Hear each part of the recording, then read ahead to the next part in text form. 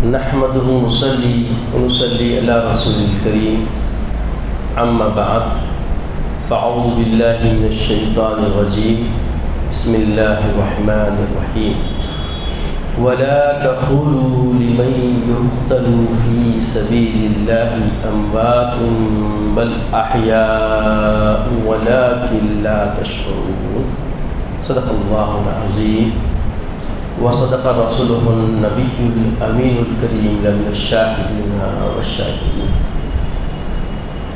تمام تعریف خالق کائنات مالک حقیقی وحدہ لا شریک کے لیے سزاوار ہے، جو کل عیوب سے پاک اور مبرہ ہے، کوئی اس کے مثل و مانند نہیں۔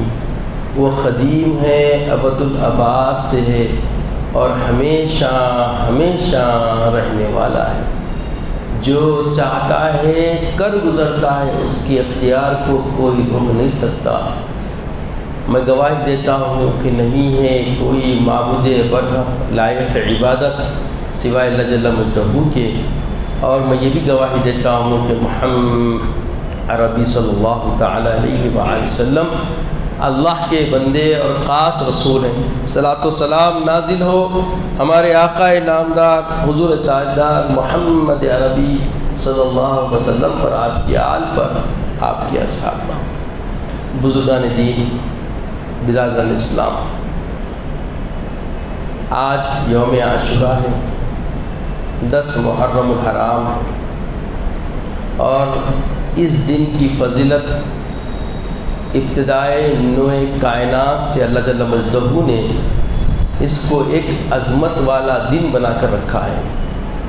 جیسا کہ آپ حضرات 2-3 جمعہ سے اس کی اہمیت، افادیت اور فضیلت سماعت فرماتے آ رہے ہیں،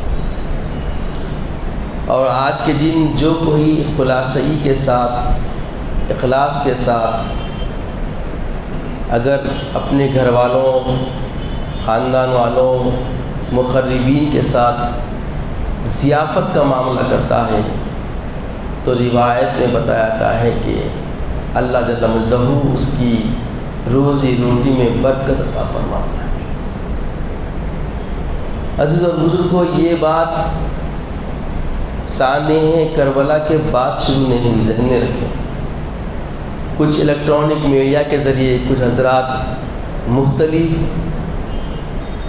اٹکل بچوں، رجم بالغیب جیسی باتیں کر رہے ہیں، اللہ ان کو توفیق و ہدایت عطا فرمائے، بلکہ ساری روایتوں کو غلط ثابت کرنے کی جرأت و ہمت بھی کر رہے ہیں۔ یہ جو عاشورے کی برکت، عاشورے کی افادیت، عاشورے کی فضیلت و عظمت ابتدا سے ہے، اور اس کو وضاحت اللہ کے نبی سرور کائنات قاسم کوثر معلم انسانیت نے اپنے کلام کے ذریعے، اپنے فرمودات کے ذریعے اس کو اور مستحکم فرمایا۔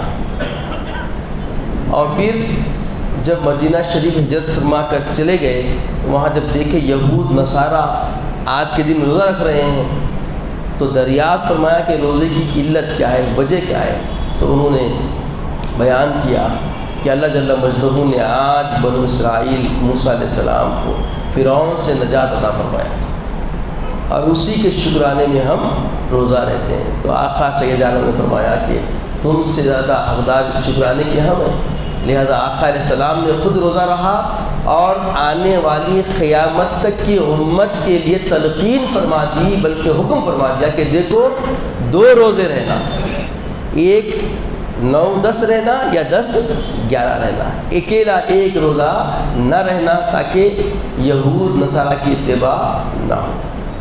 تو عزیز اور بزرگوں، یہ روزہ رہنے کی نسبت، یہ ساری باتیں ابتدا سے، ابتدا اسلام سے ہی اس میں شامل ہے، بعد میں کوئی نئی آنے والی چیز نہیں ہے۔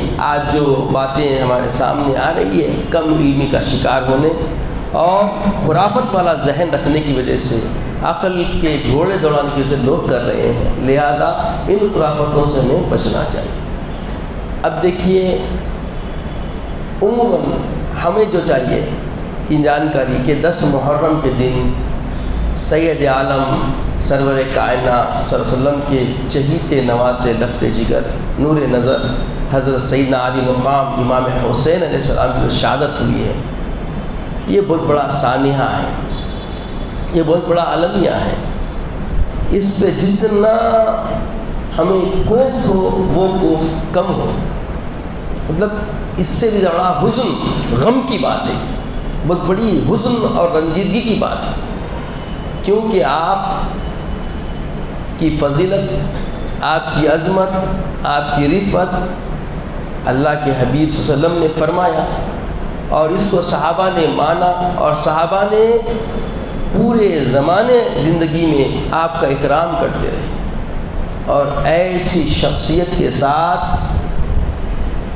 کچھ منافقوں نے اپنی منافقت کے ذریعے، اپنی منافقت کی چال بازیوں کے ذریعے یہ سانحہ رونما کیا، اور اس کے سرغنے کون رہے کیا رہے سب اظہر من الشمس، واضح واضح، کوئی چیز چھپی ڈھکی نہیں ہے، مگر یہ بہت بڑا حساس مسئلہ ہے، اسے بڑی احتیاط و اہمیت سے سمجھنے کی چند ضرورت ہے۔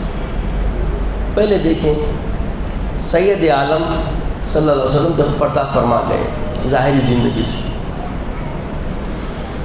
حضرت سیدنا ابوبکر صدیق رضی اللہ تعالیٰ عنہ کو خلیفہ اول بنا کر بٹھایا گیا۔ اس وقت بہت بڑے فتنے اٹھے تھے، سب سے بڑا جو فتنہ تھا اس کو آپ سمجھیں، پہلے وہ چیز غور کریں، وہ فتنہ تھا زکوٰۃ کے انکار کا، زکوٰۃ کے نہ دینے کا، بہت بڑا فتنہ اٹھ گیا تھا، اور اس کی سرکوبی حضرت سیدنا امیر المومنین ابوبکر صدیق رضی اللہ تعالیٰ عنہ نے اس کی سرکوبی کی اور اس کا تحفظ کیا، اور اس کو پھر ان کو اپنے شریعت کے احکام کی عمل آوری کی پابجائی کرنے کے لیے، تیار کرنے کے لیے جو معاملہ کیا، بڑا ہی بہت بڑا محنت کا اور بڑی ذمہ داری کا کام تھا، اور اس کی سرپرستی، اس کی سمجھے باغ دوڑ سیدنا حضرت سیدنا ابوبکر صدیق رضی اللہ تعالیٰ نے عمر فاروق کے ذمہ دی، اور اس کی سرکوبی کی گئی، اس کا تحفظ کیا گیا، اور اس کے بعد وہی انداز سے جو آقا دو جہاں صلی اللہ علیہ وسلم کی حیات طیبہ میں جیسے اسلام پھل پھول رہا تھا، جیسے فروغ پا رہا تھا، اسی طرح تبلیغ و ارشاد کا کام بھی ہوتا رہا اور اصلاح کا کام بھی چلتا رہا۔ آپ کے پردہ کرنے کے بعد سیدنا عمر فاروق رضی اللہ تعالیٰ عنہ جانشین ہوئے،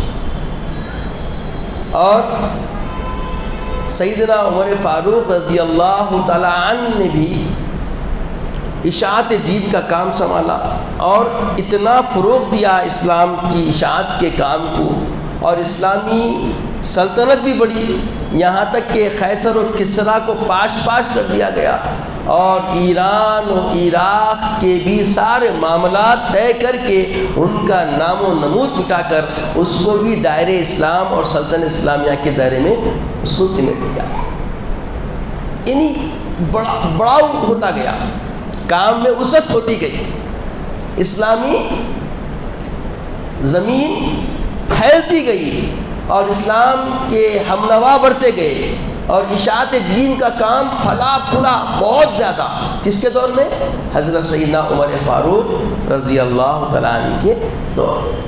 یہ یہود نصارہ اپنی سازشیں چلا رہے تھے، مگر ان کی کوئی سازش کارگر نہیں ہو رہی تھی۔ یہ جو دشمن اسلام کے یہود نصارہ ہے، یہ ایڑی چوٹی کا زور لگا رہے تھے، مگر منہ کی بل ان کو نقصان، ان کو دفاع ہو رہا تھا۔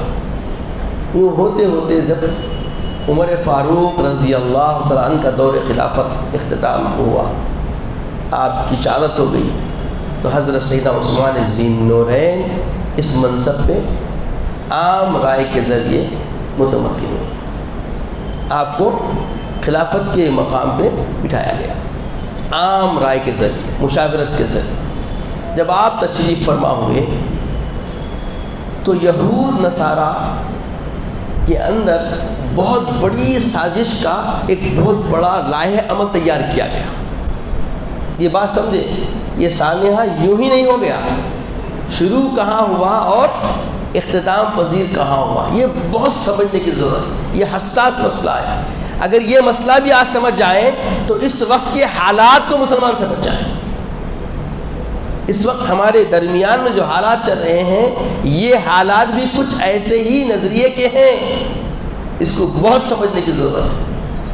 حضرت سیدنا عثمان ذی النورین رضی اللہ عنہ جب خلافت کے اوپر ٹھہرے تو اس وقت جیسے ہی آپ خلافت کی باغ دور سنبھالے، مختلف طریقے سے شروع کے جو 8 سال تھے بڑے ہی اطمینان کے ساتھ ویسے ہی چلتے رہے جیسے سیدنا عمر فاروق کے دور میں چلتے رہے. اور یہ 8 سال مکمل ہونے کے بعد کی جو 3 سال گزرے ہیں بڑے تردد کے، بڑے فتنوں کے اور ہماگیر طریقے کے فتنے امٹ پڑے. کوشش کیا کی گئی؟ بانی جامع نظامیہ علیہ رحمت الرضوان اپنی مصنف کتاب مقاصد اسلام کے 6ویں حصے میں اس پہ آپ نے اپنے قلم کو رقم تراز کیا. بس انہی کے چند پہلو آپ کے سامنے رکھتا ہوں، اس سے آپ سمجھ جائیں گے کہ حالات کیسے مقدر کیے گئے. تو یہود نصارہ اپنے پاس سے ایک بہت بڑا سیاح، ہوشیار، چتور، ذکی شخص کو منتخب کیا. اس کا نام تھا ابن سبا. کیا نام تھا اس کا؟ بولیے. ابن سبا. ابن سبا نامی شخص کو مسلمانوں کے ہولیے میں مسلمانوں کے پورے احکامات کے سکھا کے پورا مسلمان پکا بنا کے اس کو مدینہ منورہ میں بھیج دیا. اور یہ آنے کے بعد دیکھا کہ کچھ لوگوں کے اندر ایک عجیب قسم کا خدشہ ہے. اس کو اس نے ابھارا. وہ خدشہ کیا تھا کہ بھئی دیکھو سیدنا ابوبکر صدیق رضی اللہ تعالیٰ عنہ خلیفۃ المسلمین تھے. یقیناً یہ اللہ کے نبی صلی اللہ علیہ وسلم کے بالکل قریب تھے، یار غار تھے، بہت غربت تھی، امامت کیے تھے، بہت ساری باتیں تھیں. چلیے انہوں بن گئے. سیدنا عمر فاروق، ان کی فضیلت بھی سب کو معلوم تھی. یہ دونوں داماد سسرے تھے. دونوں کون تھے؟ اللہ کے نبی صلی اللہ علیہ وسلم کے سسرے تھے. کون کون؟ عمر فاروق رضی اللہ عنہ، آپ کی بیٹی حفصہ امہات المومنین میں سے، اور حضرت سیدنا ابوبکر صدیق رضی اللہ عنہ آپ کی بیٹی اماں عائشہ صدیقہ رضی اللہ عنہ. یہ دونوں آپ صلی اللہ علیہ وسلم کی اہلیہ تھی. اور پھر اس کے علاوہ عزیز آپ نے اللہ کے نبی صلی اللہ علیہ وسلم سے خاص جو ہے بالکل قرابت داری بھی بڑھ گئی تھی. اور سارے صحابہ ان کی عظمت و رفت اور ان کی سربلندی کو مانتے تھے. اس لیے ابوبکر صدیق رضی اللہ عنہ کو مشاورت کے ذریعے خلیفہ بنایا گیا.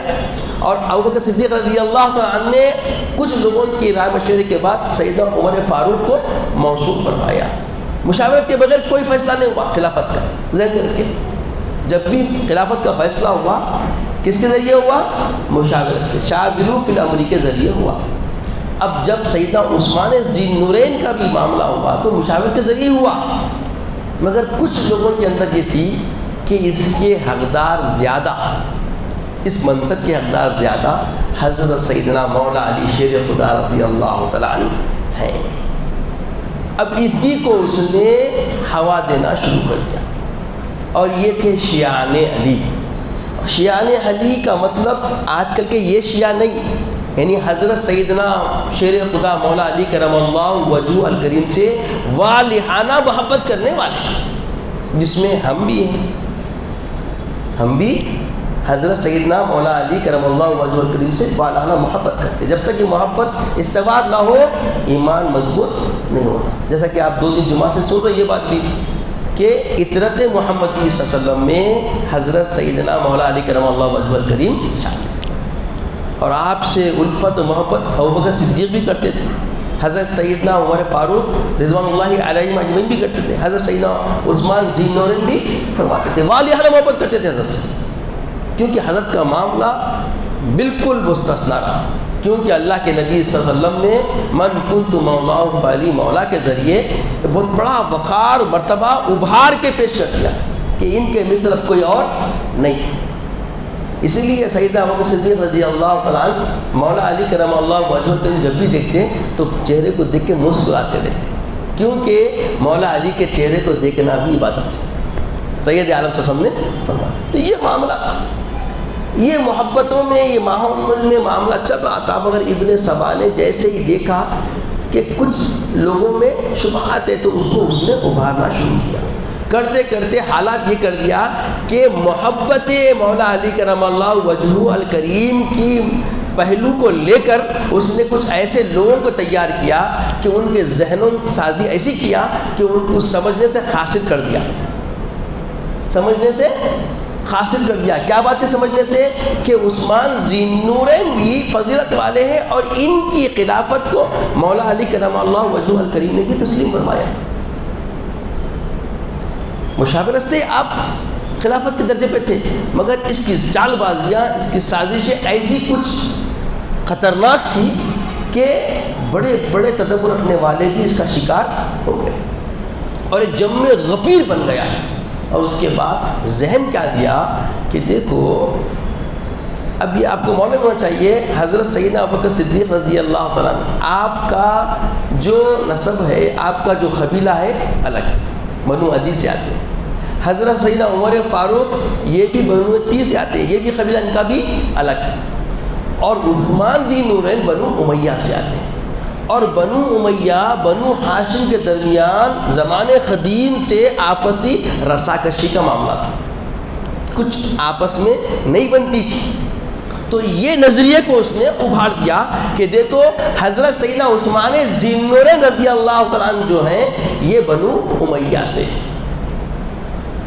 اور یہ جو سازش اس نے چلی، اس سازش میں بہت سارے ایسے لوگ جو علم اور تدبر سے بہت کم تری رکھتے تھے اس کا شکار ہو گئے، اور ثانی ہیں عثمان ذی النورین رضی اللہ تعالیٰ عنہ رونما ہوا۔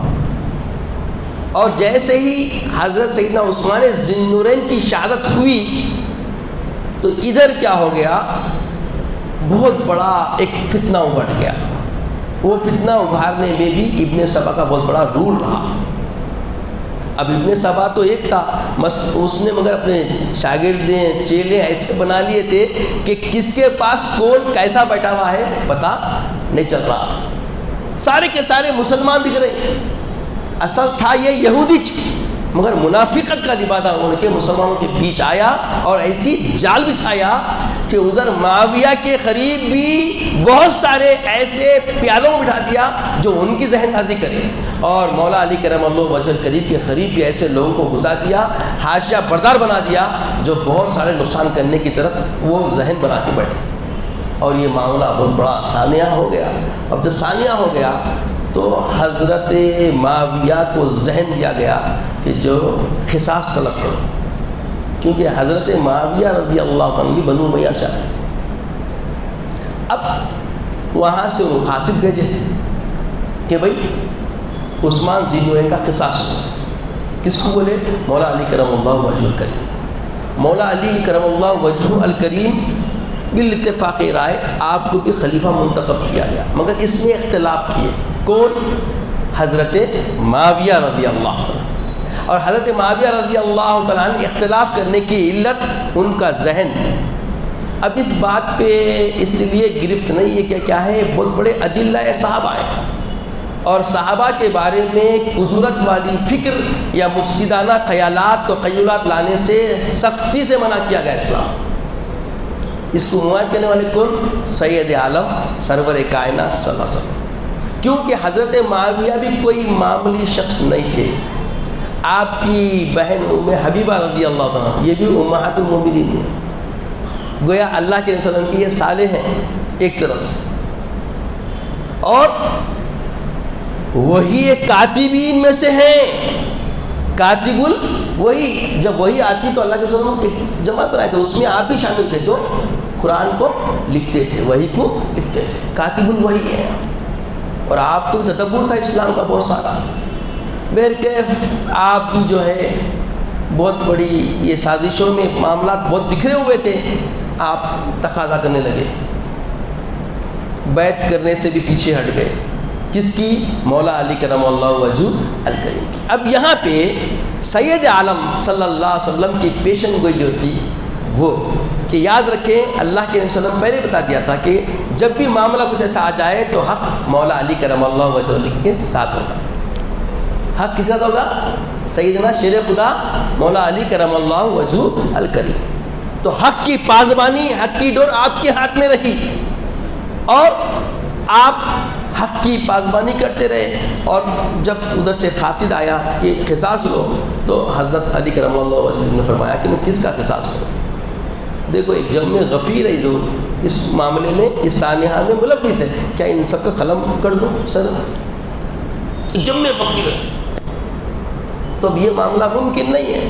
تو وہاں حضرت معاویہ رضی اللہ عنہ اپنے ذہن سے، اپنی وجدانی کیفیت سے حضرت اجتہادی خطا کر گئے، بولے کہ بھائی نعوذ باللہ نعوذ باللہ، انہوں نے اپنے طور پہ کہہ دیا کہ مولا علی کرم اللہ وجہ الکریم اس معاملے میں راسخ نہیں ہے، نعوذ باللہ، اور انہوں نے ادھر اپنی مملوکیت کا اعلان کر دیا۔ خلافت مولا علی کرم اللہ وجہ الکریم کے پاس رہی اور انہوں نے اپنی طاقت کا اظہار شروع کر دیا وہاں سے، اور اس کے بعد جنگ صفین، جنگ جمل، بہت ساری جنگیں ہوئی۔ یہ کس میں ہوئی؟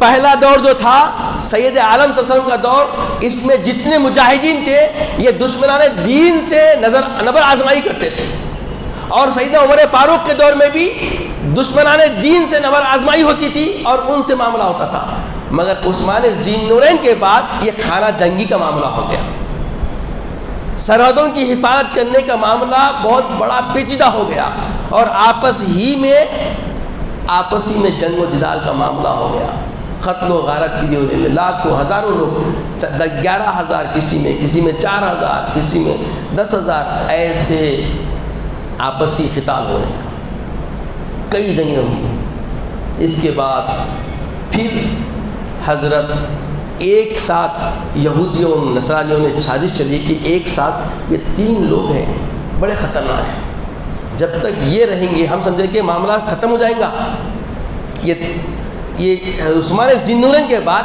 معاملہ پورا ہمارے ہاتھ آئے گا، مگر نہیں، طاقتور اور کچھ لوگ باقی ہیں۔ سب سے خطرناک کون ہے؟ بولے معاویہ ہے، حضرت سیدنا مولا علی کرم اللہ وجہ الکریم ہے، اور حضرت سیدنا ابن عمر رضی اللہ عنہ، ان کا قتل کر دیے تو معاملہ پھر اور آسان ہو جائے گا۔ تو ایک ساتھ ان پہ حملہ کیا گیا، تو اس حملے میں حضرت معاویہ کو بھی ضرب لگی مگر وہ بچ گئے، اور مولا علی کرم اللہ وجہ الکریم کو بہت شدید نقصان پہنچا، اور آپ اسی زخم کی وجہ سے شہید ہو گئے، اور دوسرے جو بزرگ تھے صحابی تھے ان کو بھی نقصان ہوا مگر وہ بھی صحت یاب ہو گئے۔ تو یہ اس میں انہوں دیکھے کہ جیسا مولا علی کرم اللہ وجہ الکریم کی شہادت ہو گئی، تو اتفاق رائے کے ساتھ پوچھا گیا کہ مولا علی کرم اللہ وجہ الکریم کیا ہم حضرت سیدنا امام حسن مجتبیٰ علیہ السلام کو ہمارا خلیفہ بنا لیں؟ تو حضرت نے فرمایا کہ میں منع بھی نہیں کرتا اور اتفاق میں تمہاری مرضی۔ پھر اتفاق رائے سے آپ کو خلیفہ بنایا گیا۔ تو جو اللہ کے نبی صلی اللہ علیہ وسلم نے 30 سال خلافت کا جو پیشن گوئی فرمائی تھی، وہ حضرت سیدنا امام حسن مجتبیٰ کے 6 مہینے ملائے تو پورے 30 سال مکمل ہو جاتے، اور اس کے بعد جب حضرت حسن مجتبیٰ کے ہاتھ پہ بیعت کر لی گئی تو ادھر سے ایک لشکر جرار لے کر حضرت معاویہ رضی اللہ عنہ نکلے، ادھر سے 50,000 افراد کو لے کے حضرت امام حسن مجتبیٰ رضی اللہ عنہ نکلے، اور حسن مجتبیٰ رضی اللہ تعالیٰ عنہ جب قریب پہنچ گئے، ایک قاصد کو بھیجے، بولے کہ بھائی تم سے میں یہاں پر صلح کرنا چاہتا ہوں۔ تو حضرت معاویہ رضی اللہ تعالیٰ عنہ نے ایک کورا کاغذ بھیج دیا، بولے صلح کے معاملے میں جو آپ شرائط رکھے وہ مجھے منظور ہے۔ حضرت حسن مجتبیٰ علیہ السلام نے جو شرائط بھی اس پہ قلم تراش فرمائی، وہ ساری اسی کے اوپر آپس میں صلح ہو گئی، اور اس صلح کی بھی پیشن گوئی سید عالم صلی اللہ علیہ وسلم نے بیان فرما دی تھی کہ یہ میرا بیٹا ایک بہت بڑے مسلمانوں کی جماعت کے درمیان میں قتال سے بچائے گا اور صلح کر دے گا۔ تو یہ صلح ہوئی۔ اور اس سے پہلے ایک واقعہ میں چک رہا تھا کہ حضرت مولا علی کرم اللہ وجہہ الکریم جب خلیفۃ المسلمین ہو گئے تو درمیان میں پھر ایک سازش کی گئی کہ بھئی یہ صلح کرا دی جائے، اور صلح کرانے کی کوشش میں ایک بہت بڑی چال بھی چلی گئی کہ 2 حکم مقرر کیے گئے، ایک حضرت مولا علی کرم اللہ وجہہ الکریم کی طرف سے حضرت ابو موسیٰ اشعری رضی اللہ عنہ جو بڑے ہی خدا ترس اور اللہ والی صاحب بولتے ہیں ہم ایسے ہی شخصیت تھے، اور ادھر سے عمر بن عاص کو جو ہے نا حکم مقرر کیا گیا، وہ بڑے سیاد، چتر، چالاک اور سیاستدان، دونوں حکم بولے کہ بھئی ایک کام ہے، دیکھو یہ جھگڑا جو آپس میں مسلمانوں میں ہو رہا ہے، یہ جھگڑا جو آپس میں ہو رہا ہے کئی کے لیے ہو رہا ہے؟ خلافت کے لیے۔ تو عبداللہ بن عاص بولے کہ دیکھو ایک کام کرو، اپن کیا کریں گے، دونوں اپنے اپنے موقع میں معزول کر دیں گے، اس کے بعد حکم کو چن لیں گے، اس کے بعد ایک خلیفہ کو چن لیں گے تو جھگڑا ختم ہوا تھا۔ تو حضرت ابو موسیٰ اشعری رضی اللہ عنہ آپ کی باتوں میں آ گئے اور ممبر پہ چڑھے بولے پہلے تم بولو، بولے تو کھڑے کے بولے میں اپنی طرف سے اپنے موکل حضرت سیدنا مولا علی کرم اللہ وجہہ الکریم کو معزول کرتا ہوں۔ اب وہ پورا بول کے بیٹھے، انہوں کھڑے کے بولے بھائی جھگڑا کئی کا تھا، جھگڑا کئی کا تھا، خلافت کا تھا، لہذا جب حضرت مولا علی کرم اللہ وجہہ الکریم معزول ہو گئے ہیں تو میں ان کی جو ہے نا خلافت کا اعلان کرتا ہوں۔ بولتے حضرت ابو موسیٰ اشعری رضی اللہ عنہ چیخنے لگے بھئی یہ دھوکہ ہوگا، غلط بات کرے، غلط کام کرے، کون سنتے؟ حضرت کی بات کو دبا دی گئی، وہاں پھر اختلاف ہوا اور ایک فرقہ بن گیا، جو شیعان علی کے ان میں سے خوارج بن گئے۔ اور خوارج کیسے بنے؟ انہوں بولے کہ نعوذ باللہ مولا علی کرم اللہ وجہہ الکریم کے کفر کا فتویٰ لگا تھا، بولے کہ بھائی حکم تو حقیقی اللہ ہے اور غیر خدا ہے، تم انسان کو حکم بناتے ہیں، لہذا تم اپنے فسق و فجور سے توبہ کرو۔ نعوذ باللہ من ذلک۔ کس کو بول رہے ہیں؟ جو باب العلم ہے، اللہ اکبر، ان کی عقل دیکھو کیسی تھی۔ وہ خوارج کا فرقہ رونما ہوا، یہ بھی بڑے شدید تھے، اتنی خطرناک طریقے سے مولا علی کرم اللہ وجہہ الکریم کی مخالفت شروع کیے کہ اس کی انتہا نہ رہی، اس میں بھی خانہ جنگی بہت اور بڑھ گئی۔ بہرکیف یہ معاملات بہت زیادہ ہو گئے، یہاں تک کہ مولا علی کرم اللہ وجہہ الکریم نے اپنی دارالخلافت کوفہ کو بنایا، اور کوفیوں کا معاملہ یہ ہے کہ ان میں وفا نہیں ہوتی۔ یہ کوفی ابن سبا کی سازشوں میں برابر شامل رہے، اور ان کی سازشیں حضرت سیدنا امام حسین علیہ السلام کی شہادت کے بعد پوری کھل کے آ گئی۔ اب یہ معاملہ بڑا تردد کا ہو گیا۔ ادھر معاویہ رضی اللہ تعالیٰ عنہ جب امام حسن مصطفیٰ نے صلح فرما لی تو سارا معاملہ امن میں آ گیا، سارا معاملہ کیا آ گیا؟ پھر امن میں آ گیا۔ اس کے بعد آپ دیکھیں آپس میں خانہ جنگیاں بھی بند ہو گئی اور سارے معاملے بہت امن و امان میں، سکون میں آ گئے۔ پھر قسطنطنیہ فتح ہوا، بہت سارے معاملات ہوئے، اور پورا سلطنت اسلامیہ پھر سکون میں، پھر ایک راحت کی سانس لینے لگا۔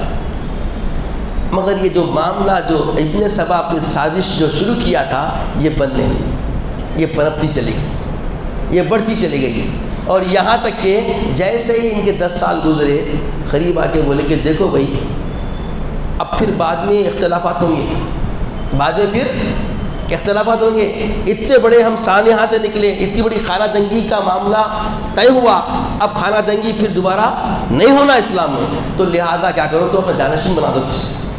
کچھ لوگ مشورہ دیے، اور ان کا ذہن کیا تھا؟ انہوں بھی راسخ ذہن سے بولیں تھے، انہوں بھی راسخ ذہن سے بولے، کیا راسخ ذہن تھا؟ بعد میں خون ریزی نہیں ہونا، اختلاف نہیں ہونا۔ تو حضرت معاویہ رضی اللہ تعالیٰ عنہ نے یزید کی جو ہے نا جانشینی کا اعلان کر دیا۔ اب اس میں بہت بڑا اختلاف آ گیا، چونکہ اس وقت جو صحابہ بڑے بڑے اجلہ صحابہ تھے 5، عبداللہ ابن عباس، عبداللہ ابن عمر، اور عبد الرحمن بن عوف، عبداللہ بن زبیر، اور حضرت سیدنا امام حسین علی مقام، یہ نوجوان تھے۔ عبداللہ بن زبیر اور امام حسین علیہ السلام بالکل نوجوان تھے، اور عبداللہ ابن عباس رضی اللہ عنہ ایک طرف سے دادا ہونا، ایک طرف سے نانا ہونا، حضرت سیدنا حسین علیہ السلام. تو یہ جو ہے بہت بڑے چوٹی کے لوگ تھے پورے مملکت اسلامیہ کے اندر. یہ لوگ بولے بھائی یہ کام جو ہو رہا ہے، یہ جو اعلان ہوا ہے، یہ سب قیصر و کسریٰ کی طرح ہو رہا ہے. قیصر و کسریٰ میں جیسا رہتا تھا ویسا معاملہ طے ہو رہا ہے کہ اپنی زندگی میں اپنے بیٹے بھی جانشین بنا رہے ہیں. یہ غلط ہے.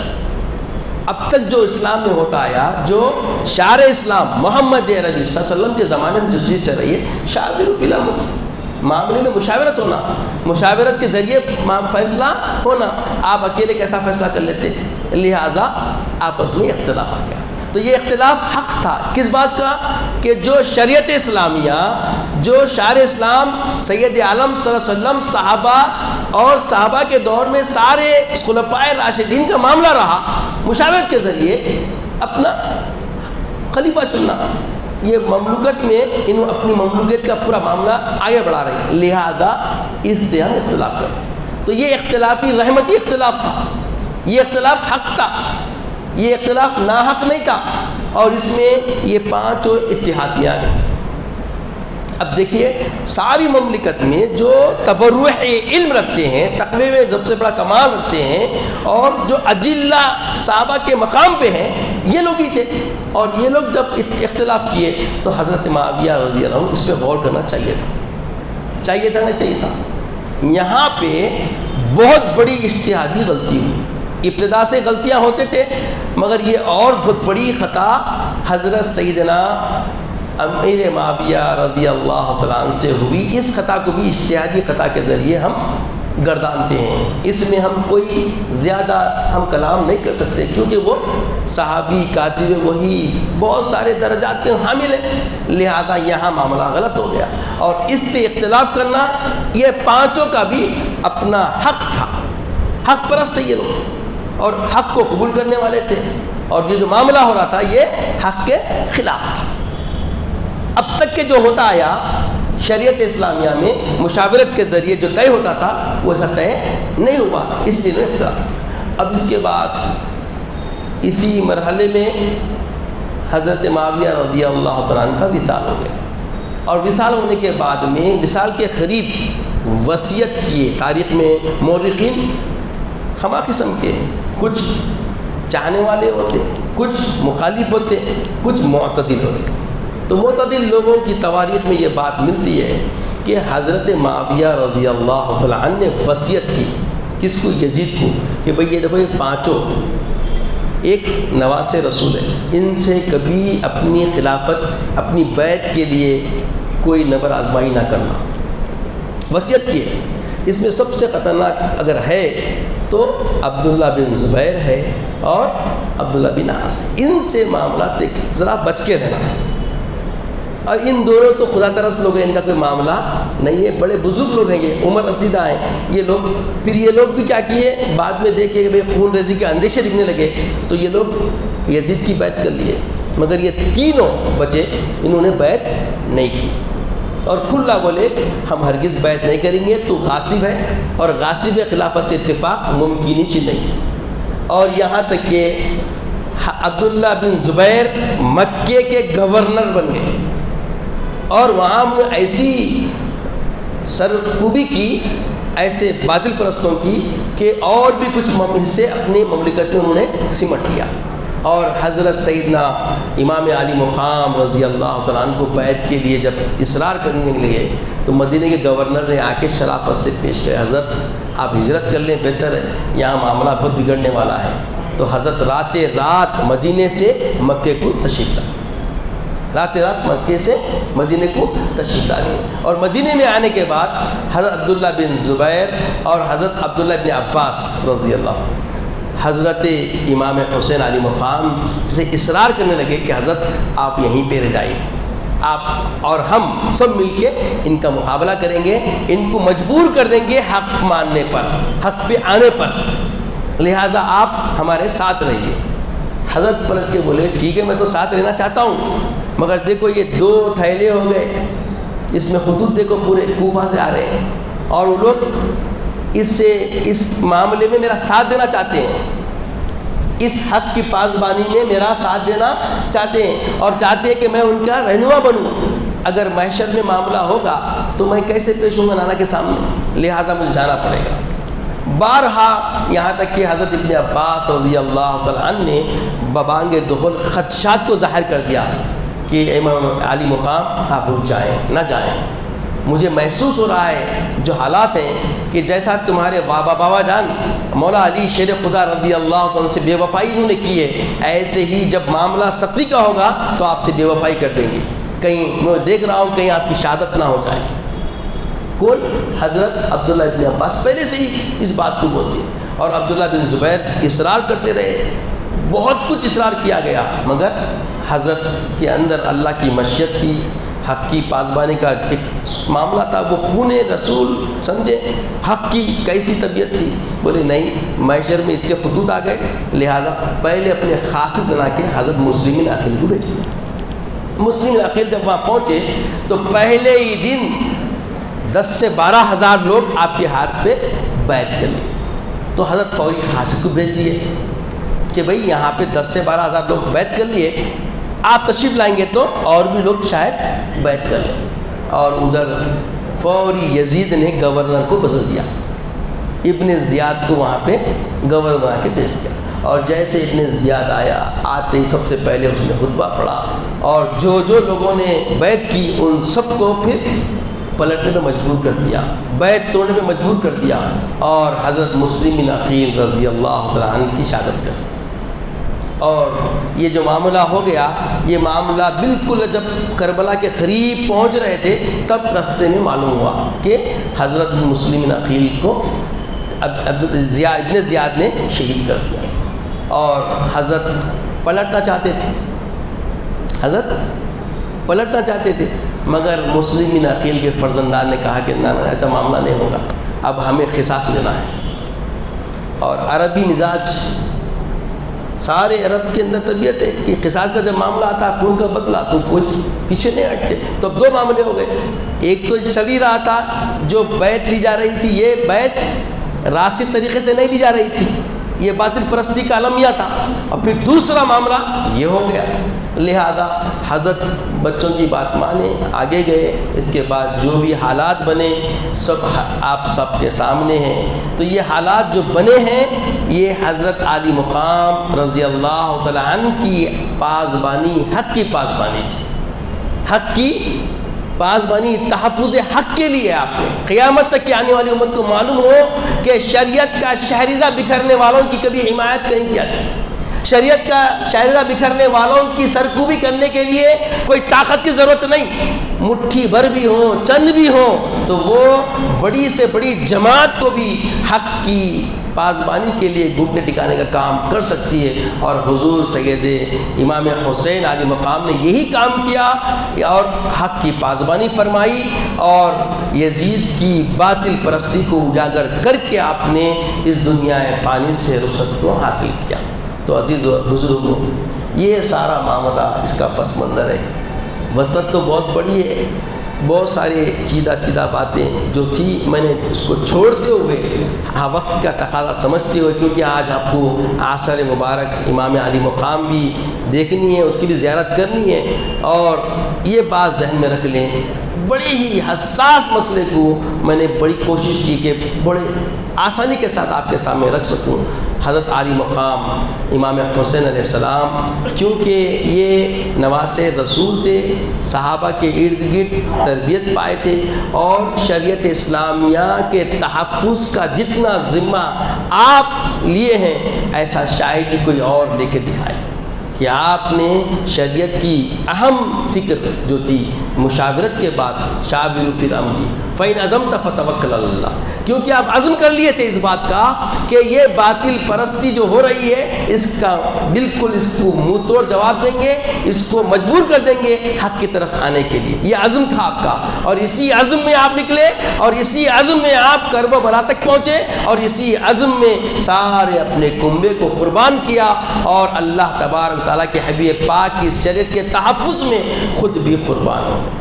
شاہ اسد حسین بادشاہ است حسین، دی است حسین دی پناہ است حسین، سردار نداد در دست یزید، حقا کے بنا لا الہ است حسین۔ یہ سارے حقیقی واقعے کو یہ 4 اشعار رباعی میں بیان کر دیا گیا کہ امام علی مقام نے تحفظ حق کے لیے، تحفظ دین کے لیے، تحفظ کلمہ حق کے لیے آپ نے کام کیا۔ اور اب اس کے بعد بنو امیہ کا دور شروع ہوا اور سلطنت اسلامیہ سمٹتی گئی، اور آج جو حالات ہیں یہ سب یہی فتنوں کی وجہ سے، یہی حالات جو آگے بڑھتے گئے، آج پوری دنیا میں مسلمان چیدہ ہو کے رہ گئے۔ تو یہ المیہ عالی مقام کی شہادت کے بعد اور بڑھتا گیا، اور حالت یہ ہو گئی انشاءاللہ ان کی سرکوبی ہو کے رہے گی، اور ایک نواز رسول رونما ہونے والے ہیں جن کی مزداح اور جن کی پیشن گوئی سید عالم صلی اللہ علیہ وسلم نے فرما دی، حضرت مہدی علیہ السلام۔ جب آپ آئیں گے تو پوری دنیا جو اسلامی مشین ہے وہ ہو کے رہے گا، اور پوری دنیا دائر اسلام میں آئے گی، اور اسلام کا پرچم سربلند ہوگا، اور انشاءاللہ اسلام حق پورا پھیل کے رہے گا اور ساری دنیا کو سمٹ کے رہے گا، اور انشاءاللہ المستعان یہ معاملہ ہونا ہی ہونا ہے، اور اللہ کے نبی صلی اللہ علیہ وسلم کی پیشن گوئی حق ہے وہ ہو کے رہے گی۔ قیامت سے پہلے پوری دنیا پر اسلام چھا جائے گا۔ عزیز اور بزرگوں، ہمیں اس واقعے سے کیا معلوم ہوا کہ حق کی پاسبانی، حق کی حمایت، حق کے ساتھ جڑے رہنے کے لیے طاقت کی ضرورت نہیں۔ حضرت مولا امام حسین علیہ السلام نے ہمیں یہ سبق دیا کہ آپ تنہا بھی ہو تو اپنا حق کا قول، حق کی آواز بلند کرنا تمہاری اولین ذمہ داری ہے، اور اس کے لیے پہلے مشاورت کر لیں، عزم کر لیں، اور جب عزم کر لیں شاوروا فی الامر فإن عزمت فتوکل علی اللہ ان اللہ مع المتوکلین۔ تو اللہ تعالیٰ فرماتا ہے کہ جو شہید ہو گئے ان کو مردہ مت کہو، یہ تو زندہ ہیں۔ پھر دوسری کا فرماتا ہے کہ ہم یرزقون، ان کو روزی بھی دی جاتی ہے، ان کو رزق بھی پہنچایا جاتا ہے۔ اب اس کے بعد جو آیتیں آئی ہیں ساری آیتیں پڑھیے اور سیرت اسوہ حضرت عالی مقام دیکھیے۔ وَلَنَبْلُوَنَّكُمْ بِشَيْءٍ مِّنَ الْخَوْفِ وَالْجُوعِ وَنَقْصٍ مِّنَ الْأَمْوَالِ وَالْأَنفُسِ وَالثَّمَرَاتِ۔ یہ پورے مومنین کے لیے اللہ تعالیٰ فرماتا ہے کہ اے مومنوں تم کو آزمایا جاتا ہے، تمہیں آزمایا جائے گا۔ کبھی خوف کے ذریعے خوف بنایا گیا، امام علی مقام کو بھی دیکھیے، اب ان کے لیے خوف بنایا گیا، مدینے سے مکے پہ ہجرت کرنے پہ مجبور کیا گیا، مکے سے کوفہ کی طرف ہجرت کرنے پہ مجبور کیا گیا، حضرت ہجرت کرتے رہے تو یہ خوف کا ماحول بنایا گیا۔ وجوع، بھوک، پیاس، پانی ہے سامنے سب کے لیے، مگر امام علی مقام آپ کے متعلقین کے پانی میں صبر کر رہے ہیں، بھوکے پیاسے ہو کر بھی حق کی دائیں داری اور حق کے مژدے کو آپ نے چھوڑا نہیں۔ ہائے ہائے، قربان جائے حضرت علی مقام علیہ السلام کے کہ کس طریقے سے آپ نے ہم کو درس دیا، سبق دیا، کہ اتنا مجبور بھی کیا گیا تو آپ اس باطل پرست فاسق و فاجر استحصال شریعت کرنے والے کے ہاتھ میں بیعت کو پسند نہیں فرمایا۔